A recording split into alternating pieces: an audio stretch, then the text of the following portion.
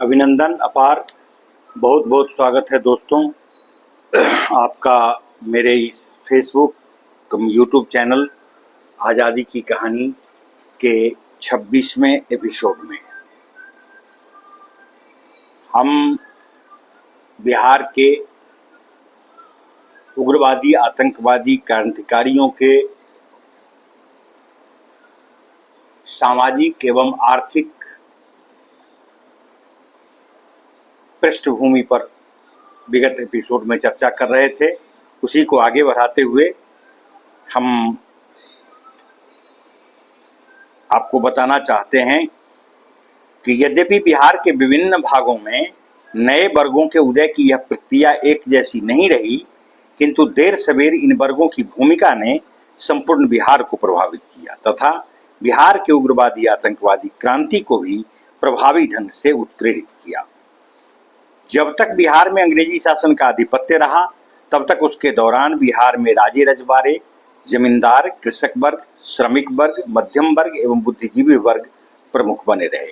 इन वर्गों के लोगों ने केवल राजे महाराजे एवं जमींदार वर्ग के लोगों को छोड़कर उग्रवादी आतंकवादी क्रांति में महत्वपूर्ण योगदान दिया। उग्रवादी आतंकवादी क्रांति के दौरान बिहार में राजा महाराजा वर्ग के लोगों का शोषण यदि प्रत्यक्ष रूप से नहीं किया गया तो अप्रत्यक्ष रूप से उनका शोषण अवश्य होता रहा, मगर इस सामाजिक एवं आर्थिक वर्ग के अधिकांश लोग उग्रवादी क्रांति से प्रत्यक्ष रूप से संबद्ध नहीं थे। बिहार में उग्रवादी क्रांति के दौरान भी बहुत से सामंती राज्य देसी रियासतों के रूप में मौजूद थे। बिहार की भूमि का करीब 2/3 भाग उनके नियंत्रण में ही था। इसके शासक राजा एवं महाराजा थे। कहने के लिए ये राजा महाराजा अपने अपने क्षेत्रों में प्रभु सत्ताधारी थे, किंतु वास्तव में वे ब्रिटिश सत्ता की कठपुतली मात्र थे। राजनीतिक एवं सैनिक शक्ति का भाव उनके पास था। बिहार के सामाजिक एवं आर्थिक क्षेत्रों में उनकी भूमिका महत्वहीन ही रही थी। इनकी सामाजिक एवं आर्थिक स्थिति ब्रिटिश साम्राज्यवाद एवं उपनिवेशवाद पर ही आधारित थी। राजनीतिक एवं सैनिक मामलों में वे ब्रिटिश सरकार के अधीन थे। आर्थिक एवं औद्योगिक मामलों में उनके ऊपर सेठों एवं व्यापारियों का प्रभाव था। 1857 में अंग्रेजी शासन से तंग आकर कुछ राजा महाराजा तथा भूस्वामियों ने अंग्रेजों के शोषण के खिलाफ जो संघर्ष किए थे उनसे अपने को संबद्ध कर लिया था, किंतु सामंतवादी प्रवृत्ति एवं सीमित उद्देश्य के कारण इनकी करारी हार हुई थी। वस्तुतः ये लोग अपने संघर्ष को राष्ट्रवादी स्वरूप नहीं दे पाए।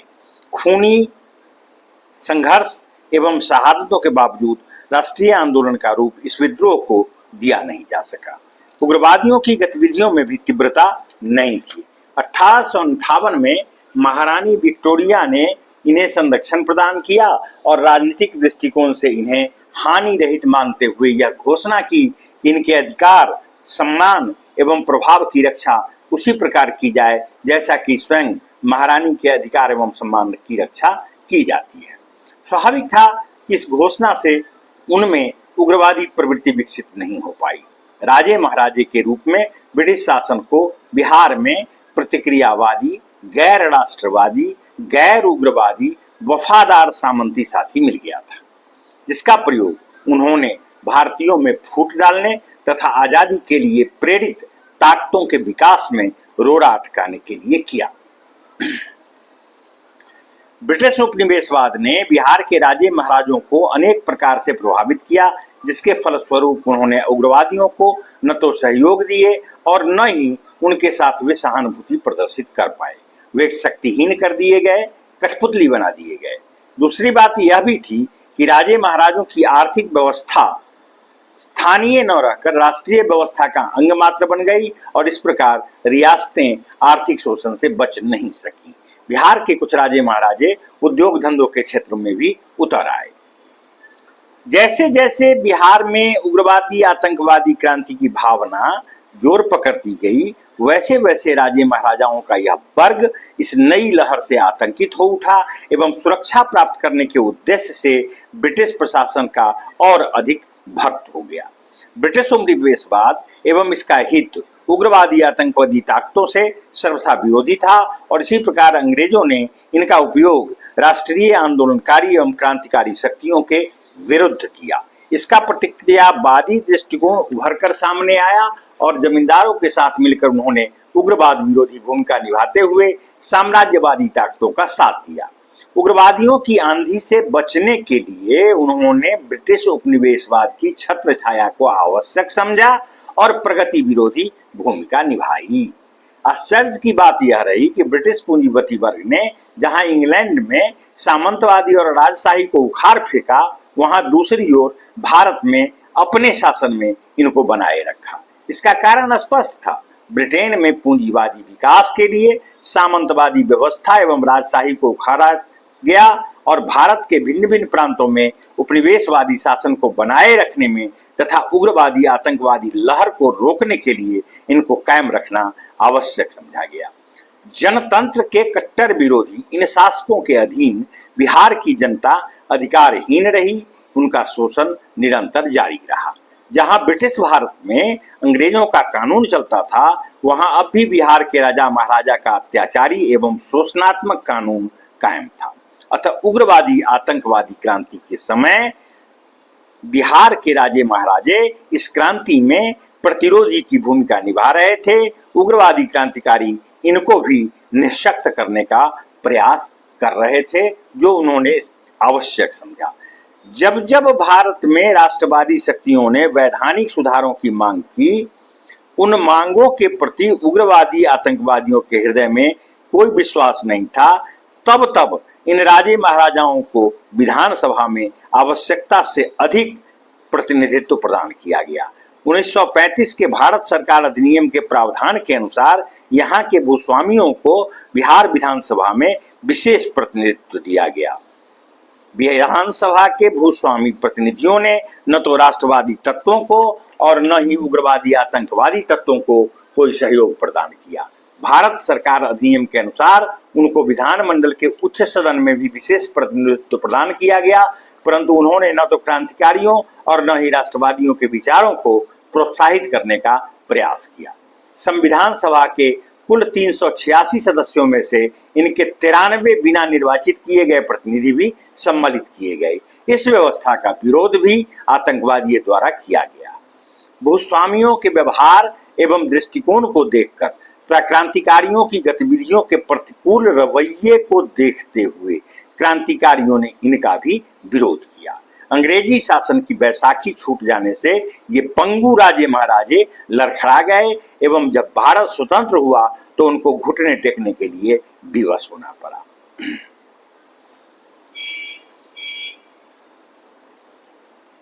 इसका एक पहलू यह भी था कि जमींदारी व्यवस्था और ग्राम्य समुदाय का विनाश हुआ। बिहार के इतिहास का विश्लेषण करने से यह स्पष्ट होता है कि अंग्रेजों के आगमन से पूर्व कृषि व्यवस्था आत्मनिर्भर ग्राम समुदाय पर आधारित थी। सारे गांव की जमीन पर सारे गांव का मालिकाना हक होता था। जमींदार वर्ग नहीं था और न भूमि पर निजी मालिकाना हक ही था। अंग्रेजों के आगमन से पूर्व हुकूमतें आती रहीं, जाती रहीं, सत्ता के लिए युद्ध एवं रक्तपात होते रहे, किंतु खून के छींटे जंग के मैदान तक ही सीमित रहे। ग्राम समुदाय उनसे सर्वथा अछूता रहा। गांव एक समुदाय के रूप में विद्यमान रहा, आत्मनिर्भर, संतुष्ट, परंपरागत, अपरिवर्तनशील, जातिगत, परमपूर्ण एवं संतुलित। बगैर उग्रवादी आंदोलन के समय बिहार के गांवों की सामाजिक एवं आर्थिक व्यवस्था इस प्रकार की नहीं रही थी। उनका निरंतर शोषण जारी रहा, जिससे वे बहुत अधिक पीड़ित हुए। उनके सामाजिक एवं आर्थिक शोषण में अंग्रेजी साम्राज्यवादी एवं औपनिवेशिक तत्वों का व्यापक योगदान था। इसमें जमींदार वर्ग के लोगों का भी हाथ था। परिणाम स्वरूप ग्रामीण जनता इस क्रांतिकारी आतंकवादी आंदोलन में अत्यधिक सक्रिय पाई गई। यूरोपीय पूंजीवादी व्यवस्था के प्रतीक अंग्रेजों ने बिहार के आत्मनिर्भर ग्राम समुदाय को नष्ट कर दिया। जमीन का स्वामित्व पूरे गांव से छीनकर कृषि संबंधों को पूंजीवादी आधार पर स्थापित किया गया। मुख्य परिवर्तन गांवों में स्वामित्व के क्षेत्र में हुआ, जहां जमीन पर सारे गांव के परंपरागत स्वामित्व के बजाय जमींदारों तथा कृषकों का निजी स्वामित्व स्थापित कर दिया गया। यह परिवर्तन लॉर्ड कर्नवालिस ने 1793 में अस्थायी बंदोबस्त के माध्यम से किया। इस प्रकार यह कहा जा सकता है कि बिहार का जमींदार वर्ग अंग्रेजों की ही देन था।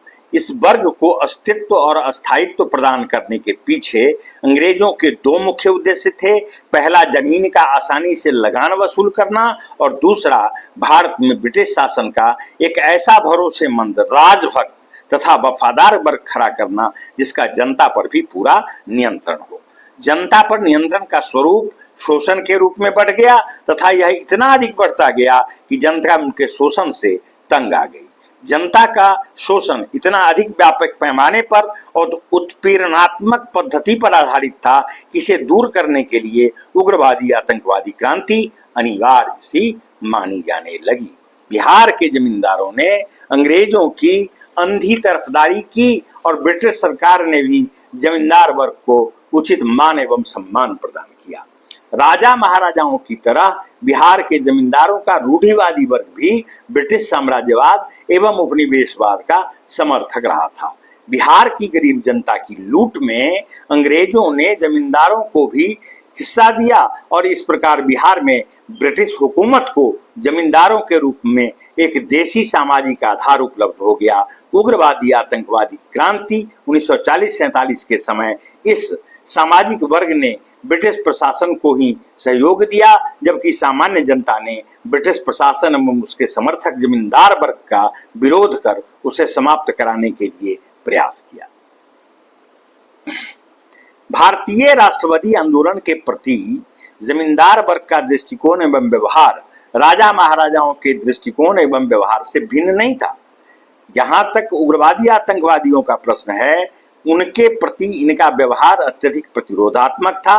राष्ट्रीय आंदोलन द्वारा प्रशासनिक सुधारों, लोकतांत्रिक अधिकारों तथा स्वराज्य की मांगों का बिहार के जमींदारों ने जमकर विरोध किया, क्योंकि सामाजिक, आर्थिक तथा राजनीतिक लोकतांत्रिक परिवर्तन से जमींदारों के वर्ग हितों को खतरा था और उनका अस्तित्व ही संकट में पड़ सकता था। जहां तक उग्रवादी क्रांतिकारियों की मांग पूर्ण आर्थिक एवं राजनीतिक स्वतंत्रता, भारतीय भूमि से अंग्रेजों को भगाने का प्रश्न था, उसके प्रति तो जमींदार वर्ग बहुत अधिक प्रतिरोधी था ही। उनके इन मांगों का वे डटकर विरोध करते थे। भूमि से प्राप्त लगान का काफी हिस्सा जमींदारों द्वारा हड़प लिया जाता था। बिहार के कृषकों की गरीबी के लिए काफी हद तक जमींदार वर्ग ही उत्तरदायी था। कृषि की उन्नति के लिए जमींदार वर्ग ने कोई सुधारात्मक कदम नहीं उठाया। वे बड़ी बेरहमी से गरीब कृषकों से लगान वसूल करते थे। लगान देने में असमर्थ कृषकों को वे बड़ी निर्ममता के साथ प्रताड़ित किया करते थे। बिहार के अधिकांश जमींदार स्वयं खेती नहीं करते थे और न ही खेती से उन्हें कोई अभिरुचि थी। उनकी रुचि तो बस केवल निर्दयता से लगान वसूल करने में थी। अतः एक अत्यंत घृणास्पद शोषक वर्ग के रूप में कायम रहकर इस जमींदार वर्ग ने राष्ट्रीय आंदोलन का खुला विरोध किया। उससे भी अधिक वे बिहार के उग्रवादी आतंकवादी क्रांतिकारियों की गतिविधियों के विरोधी थे। 1925 में बंगाल जमींदार एसोसिएशन ने घोषणा की कि ब्रिटिश सरकार को जमींदारों का अंधन समर्थन मिलता रहेगा। इसी प्रकार बिहार के जमींदारों ने भी 1926 में यह घोषणा की कि प्रांत के अंग्रेज शासकों को यहाँ के जमींदारों का पूर्ण सहयोग प्राप्त होगा। वामपंथी कार्यकर्ताओं एवं बिहार के उग्रवादियों में इस घोषणा की व्यापक प्रतिक्रिया परिलक्षित हुई। 1938 में पहली अखिल भारतीय जमींदार कॉन्फ्रेंस आयोजित की गई, जिसमें बिहार के जमींदार भी भाग लेने गए थे। इस कॉन्फ्रेंस में अध्यक्षीय भाषण के दौरान मेमन सिंह के महाराजा ने स्पष्ट किया कि यदि हमें एक वर्ग के रूप में जीवित रहना है तो हमें सरकार के हाथ मजबूत करने चाहिए। इसका बेहद प्रतिकूल प्रभाव बिहार के वामपंथी एवं उग्रवादी क्रांतिकारियों पर पड़ा। वे उस वर्ग के कट्टर विरोधी हो गए, जैसा कि स्वाभाविक ही था। उग्रवादी गतिविधियों में उनका तनिक भी योगदान नहीं था, क्योंकि वे लोग इस क्रांति के घोर विरोधी थे। अतः वे जमींदार जो ब्रिटिश सत्ताधारियों की सहायता करते थे, बिहार के उग्रवादी क्रांतिकारी उनके दुश्मन बन गए थे।